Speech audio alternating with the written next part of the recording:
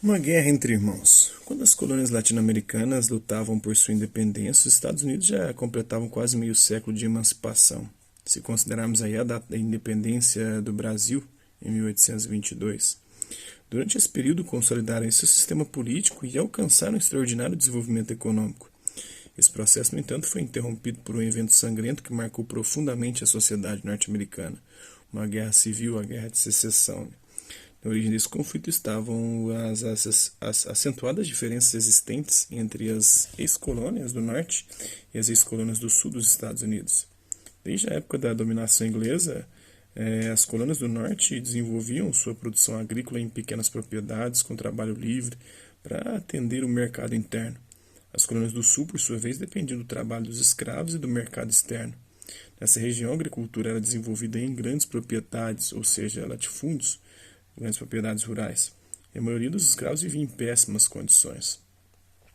As diferenças na organização econômica e social entre o norte e o sul ocasionaram aí divergências de interesse entre as duas regiões.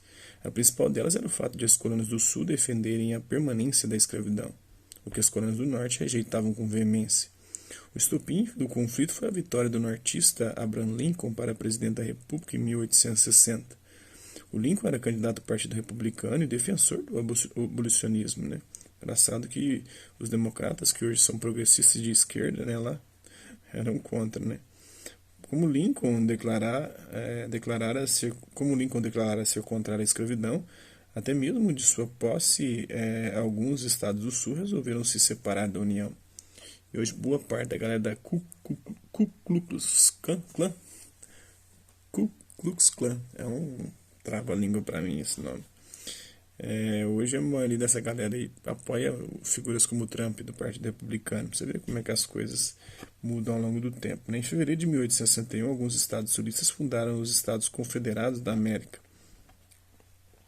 Os nortistas, liderados pelo presidente Abraham Lincoln, não aceitaram a separação e deram início à guerra, conhecida aí como Guerra de Secessão ou de Separação. Então, o comandante das forças sulistas, o general Lee, né, assinou a rendição. Nos primeiros anos de luta, os estados da Confederação conseguiram importantes vitórias, mas os estados da União do Norte possuíam mais recursos industriais, mais dinheiro, mais poder econômico, além de soldados e oficiais mais preparados. Tudo isso contribuiu para a vitória. A luta se estendeu aí até abril de 1865, quando o general Grant, comandante das tropas da União, recebeu a rendição incondicional do general Robert Lee, comandante das forças sulistas. No mesmo dia, o Lincoln assinou um decreto abolindo a escravidão em todo o país.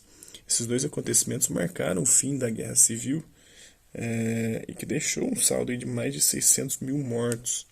5 dias depois, o presidente foi assassinado por um sulista radical em Washington, quando assistia a uma peça de teatro. Então, fugindo de perseguição política e religiosa durante o século XVII, grupos de ingleses emigraram para a América do Norte e estabeleceram-se na costa leste, onde organizaram colônias em diferentes regiões. Com o tempo, as colônias do Norte e as do Sul acabaram desenvolvendo características distintas. Os ingleses exploraram as colônias da América do Norte agindo de acordo com práticas mercantilistas, né? Mas não foram tão mercantilistas quanto Portugal e Espanha. A guerra pela independência das colônias norte-americanas teve início em 1775. No ano seguinte, as 13 colônias elas promulgaram a Declaração de Independência. Contudo, a guerra ainda se estenderia por mais 5 anos, chegando ao fim somente em 1781. Em 1786, os Estados Unidos, no 4 de julho, né, a independência daí se tornou livre, né? A ação dos colonos na Guerra de Independência foi influenciada pelo pensamento iluminista, pelos ideais iluministas, né, de igualdade, de liberdade. As divergências entre os estados do Norte e os do Sul acabaram deflagrando uma guerra civil nos Estados Unidos entre 1861 e 1865. Então, agora vamos falar um pouquinho das emendas à Constituição norte-americana, a 13ª emenda. Não existirá nem escravidão, nem a servidão compulsória. Foi assinada pelo Abraham Lincoln logo depois do final da Guerra de Secessão. A 14ª emenda.